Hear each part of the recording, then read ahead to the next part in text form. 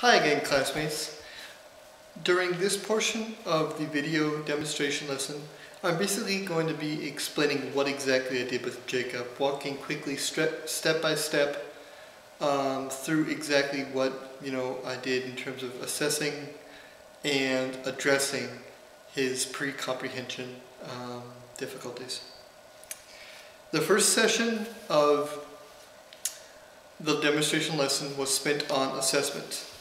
I basically had him read the first 10 pages of one of his favorite books, Make Way for Ducklings.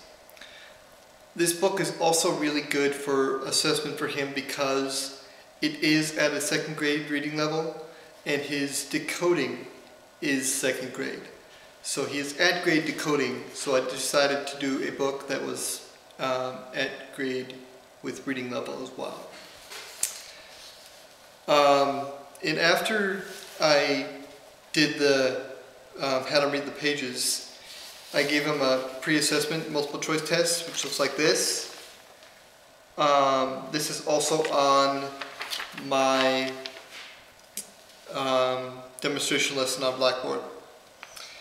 And as you can see, looking at the demonstration lesson, he basically got 0% accuracy with the pre-assessment, which basically shows that he has no reading comprehension in the beginning.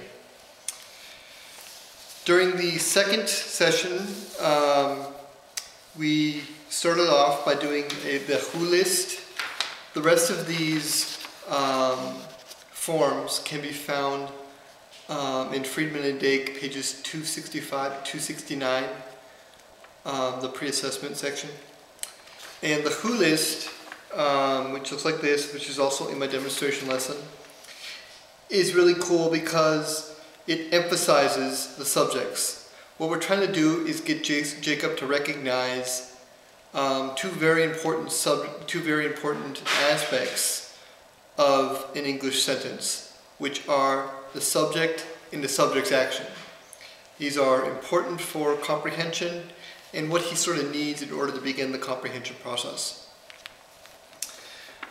What Friedman and Dake recommend doing when doing this form is basically reading the who and the specific subject with emphasis. So it would be, for example, the boy who, and so he was able to see the subject. The boy was the one who. And as he gets more and more comfortable with the list, we die off on the emphasis and we back off on that a little bit and weed that out. And that basically is for him to get an understanding that, of the subject of the sentence, and that, at least one subject is in every English sentence, and to get that structure.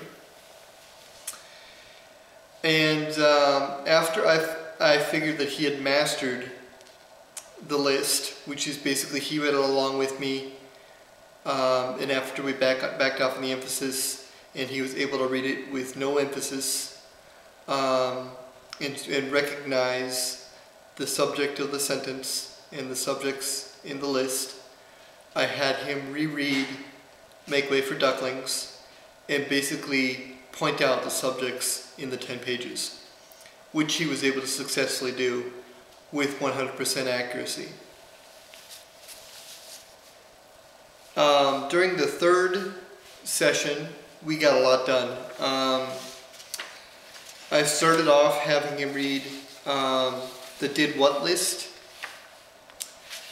Since he was already familiar with the emphasis and he really liked it, he thought of it as more of, like a game, emphasizing the subject. He moved through this list really fast, which is emphasizing the action of the subject. So, the boy who ate, the girl who cried, really emphasizing that action that the subject's doing.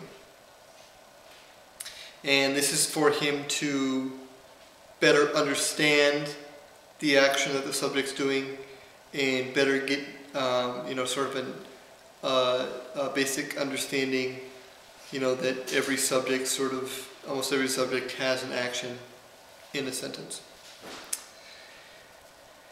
And like I said, he moved through this list really fast. I was really surprised at how fast he moved through this list, and I felt that he mastered it really, really fast, and he was really, really good with it.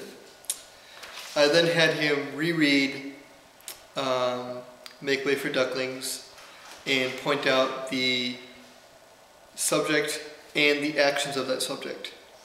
This might have been a little bit too much to present to him at first, because the first reading he got 75% accuracy, and I'm going to shoot here for full mastery around 90 to 95%. So we reread it the second time, and that second time he did get 100% accuracy in pointing out every subject and every action of that subject.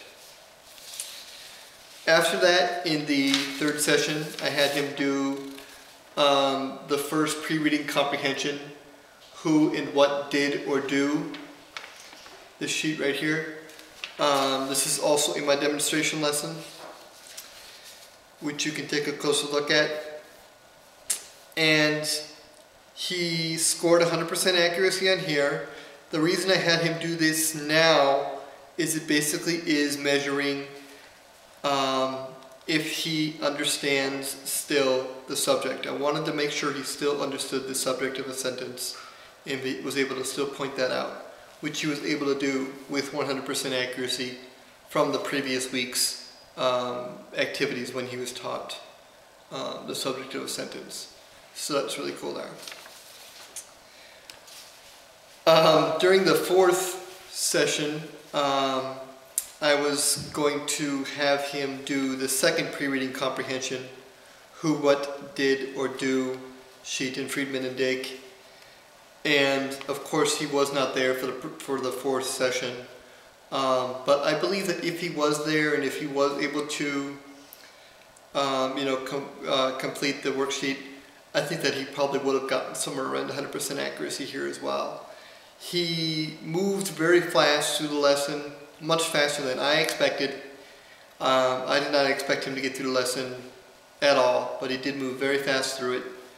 And I think that if the fourth session had occurred, he would have mastered the entire lesson.